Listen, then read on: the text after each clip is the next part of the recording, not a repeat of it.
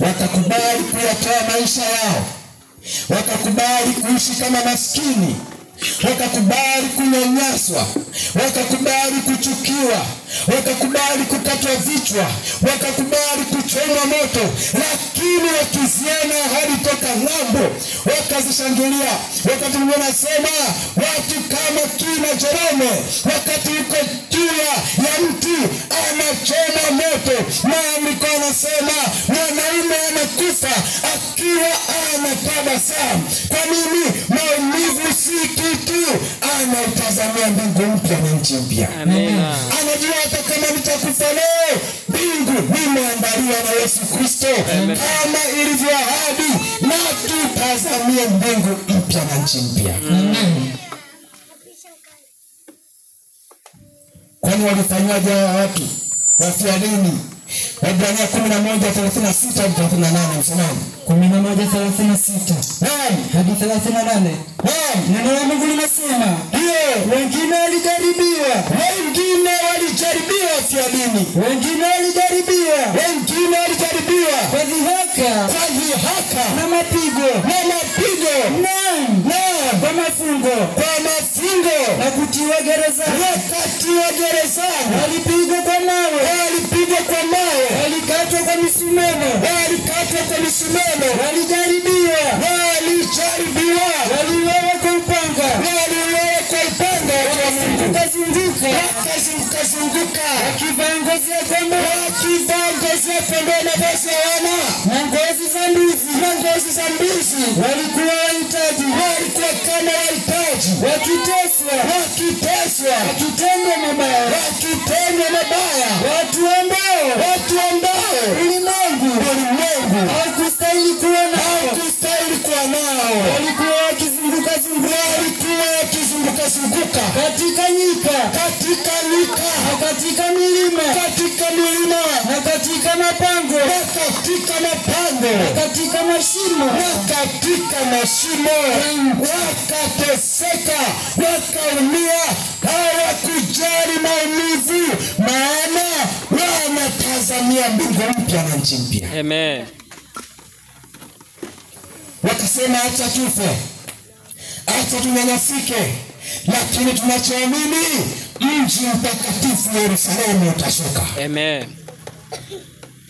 Acha tuliakie, acha tuzunguke kama wahitaji, acha tuishi kama maskini kwa jina la Yesu, lakini mji mtakatifu Yerusalemu siku moja utashuka. Na haya yote hayatakuwepo tena. Ndio jambo ambalo napaswa kutupa ujasiri katika yote unayopitia, katika dhihaka, katika chuki, katika maskini, katika kunyanyaswa kwa ajili ya kazi ya Bwana. Tumaini letu ni hili, mji utashuka. Yerusalemu itashuka. Sio kushuka tu, tutaingia katika lango la Yerusalemu. Mahali ambapo hakuna vita tena, hakuna dhiki tena, hakuna machozi tena, kwa sababu Bwana atawafanya yote kuwa mapya. Lakini maandiko yanasema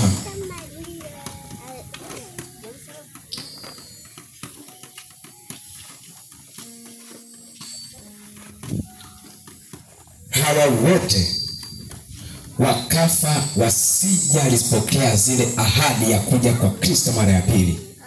Ingawa walikuwa na imani, lakini wakafa wasijapokea ahadi za Yesu Kristo. Kwa hiyo wamekufa lakini hawakuzipokea ahadi. Swali, kwa nini hawakuzipokea ahadi? Biblia inajibu. Waebrania 11:39-40. Waebrania 11:39-40. Neno la Mungu linasema, na watu hao wote wakiisha kushuhudiwa kwa sababu ya imani yao, hawakuipokea ahadi. Kwa nini? Kwa kuwa